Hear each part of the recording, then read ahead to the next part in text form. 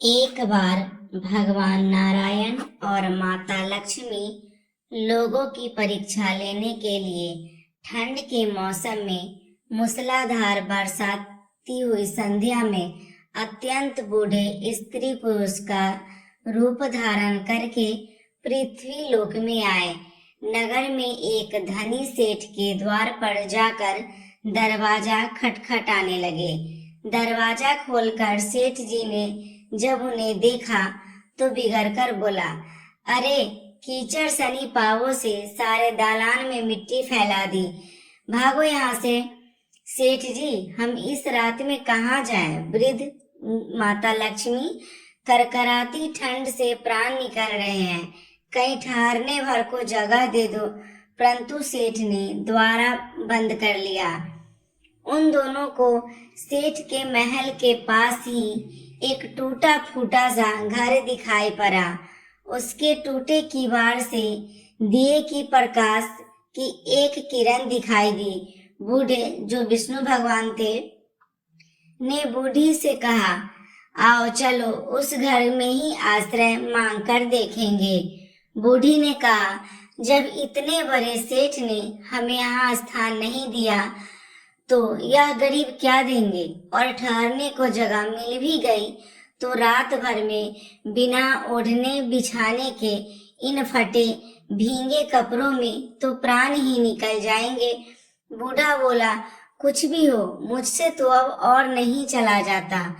और उन्होंने आगे बढ़कर द्वार थपथपाया। दूसरे ही क्षण हाथ में दिया थामे मैली फटी साड़ी पहने एक स्त्री ने द्वार खोला। उन दोनों की दशा देखते ही वह करुणा भरे स्वर में बोली, आप लोग इस अंधेरी रात में कहाँ भटक रहे हैं? भीतर आ जाइए। उन्हें सहारा देकर वह भीतर ले गई। छोटी सी कोठरी में दो टूटी फूटी चारपाई पड़ी थी। उनमें से एक को खाली करके स्त्री ने उनसे बैठने को कहा। दोनों के कपड़ों से जल चूकर कोठरी गीली हो गई, परंतु उस स्त्री ने इसकी तनिक भी चिंता न करके जल्दी जल्दी अंगीठी से आग सुलगाकर उन्हें तापने को कहा। फिर अरगनी पर से दो पुराने धुले हुए कपड़े लाकर बोली, बाबा आप लोग अपने भीगे कपड़े उतार कर इन्हें लपेट लो। क्या करूं, मैं बहुत गरीब हूँ, इससे इन्हीं दो कपड़ों से गुजर करनी होगी। आपके कपड़े मैं निचोड़ कर फैला दूंगी। उन्हें कपड़े बदलवा कर वह दलान में गई और दो पीतल की छोटी छोटी थालियों में बथुए का साग तथा बाजरे की रोटी रखकर लेकर आई। माता जी, उसमें वृद्ध से कहा, आज मेरे घर में यही भगवान का प्रसाद है। मुझे बहुत दुख है, ना तो मेरे घर में चीनी है, ना घी है और ना ही दूध है। कोई बात नहीं बेटी, हमें तो यह भोजन बड़ा स्वादिष्ट लगा। वे दोनों खाते खाते हुए बोले। थोड़ी देर में उस स्त्री का पति भी आ गया। वह बेचारा भी रोजगार की तलाश में दिन भर घूम घूम कर थक हार कर लौटा था।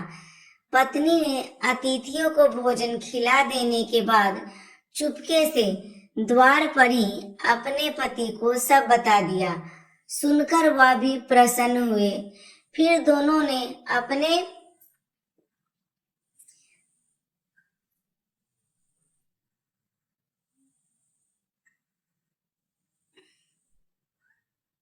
बिछावने पर दोनों को खाट पर लेकर सुलाया और खुद दोनों एक फटा चादर उठाकर धरती पर लेट गए। प्रातः काल जब बारिश बंद हुई तो वह बुजुर्ग जाने लगा। स्त्री ने उन्हें हाथ जोड़कर सूरज निकलने तक रोका। फिर घर में कुछ चने पड़े थे, उन्हें पीसकर आटा गूंद रोटियां बनाई, उसके लिए बांध दी और बोली, माता हम निर्धन हैं, आपकी जैसी सेवा करनी चाहिए थी वैसी ना कर सकी। आशा है आप हमें क्षमा करेंगी। बूढ़ी ने उत्तर दिया, बेटी हम गरीबों की जो सेवा तूने की है उसका फल भगवान तुझे आज जरूर देगा। आज तू जो भी चीज छुएगी वह दिन भर खाली न होगी। वे लोग चले गए तो स्त्री ने अपनी साग की हांडी को साफ करने की याद आई।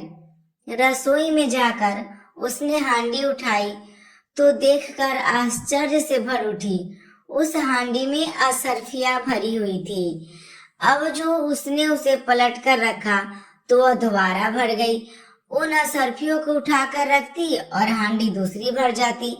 फिर दिन भर में उसकी कोठरी असरफियों से भर गई। अब फिर तो उसके पति ने उन असरफियों को बेचकर बढ़िया मकान बना लिया, एक कपड़े की दुकान खोली, घोड़ा गाड़ी खरीद ली और वह सुखपूर्वक निर्वाह करने लगे।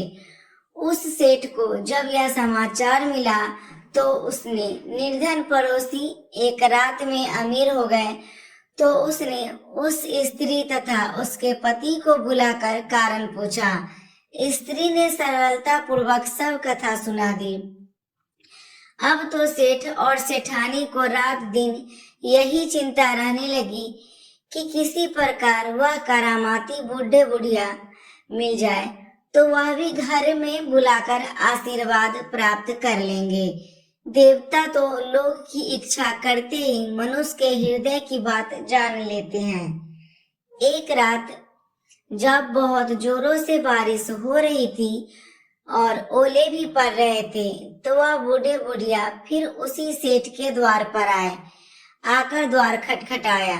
सुनते ही सेठ ने बिजली के प्रकाश में जाकर उन्हें पहचान लिया और जल्दी जल्दी सेठानी को उन्होंने लेने को भेजा। बिजली बुझाकर एक दिया हाथ में लेकर सेठानी बाहर आई और झूठी ममता दिखाकर बोली, बाबा तुम कहाँ भटक रहे हो? आओ अंदर आ जाओ। फिर घर की सबसे टूटी चारपाई पर उन्हें बैठा दिया। घर में ओढ़ने को गर्म वस्त्र होते हुए भी वह उनके लिए 2 फटे पुराने वस्त्र लेकर आई और बोली, बाबा घर में इस समय यही उपस्थित है। फिर उसने बिना पूछे घर के सबसे पुरानी थालियों में बथुए का साग तथा बाजरे की रोटी भी ले आए। ओढ़ने को 2 फटे कंबल भी कहीं से मांग कर ला दिए। फिर सेठ सेठानी उसी कमरे में गद्दे बिछाकर धरती पर लेट गए। सवेरा होते ही जब दोनों बुजुर्ग जाने लगे तो सेठानी ने चना पीस कर रोटी बनाई और उसने उनके लिए बांध दी और बोली, माता हम बड़े दरिद्र हैं, आपकी सेवा न कर सके, आशा है आप हमें क्षमा करेंगी। बूढ़ी ने कहा, बेटी जैसी सेवा तूने की है उसका फल भगवान तुझे देगा। हाँ, आज तू जिस काम को हाथ में लेगी वह दिन भर समाप्त ना होगा। उन लोगों के जाते ही सेठ सेठानी में झगड़ा होने लगा कि हांडी मैं खोलूंगा, हांडी मैं खोलूंगा, और पति पत्नी बोलते हुए हांडी मैं खोलूंगा। फिर दोनों ने एक साथ हांडी को पकड़ा और खींचा तानी में हांडी टूट गई। सारा बथुआ नीचे बिखर गया। सेठानी झाड़ू लेकर कमरा धोने लगी। जब वह कमरा साफ करती कमरे में तुरंत ही सारा बथुआ बिखर जाता। सुबह से संध्या तक उसे कमरा साफ करना पड़ा, तभी ठीक नहीं हुआ। ठीक ही कहते हैं, जैसी नियति होती है भगवान उसे वैसा ही फल देते हैं। दोस्तों, आपको कहानी कैसी लगी हमें कमेंट करके जरूर बताइएगा। कहानी अच्छी लगी हो तो वीडियो को लाइक, शेयर और चैनल को सब्सक्राइब जरूर कीजिएगा ताकि ऐसी ज्ञान भरी कहानी आपको देखने को मिलती रहे।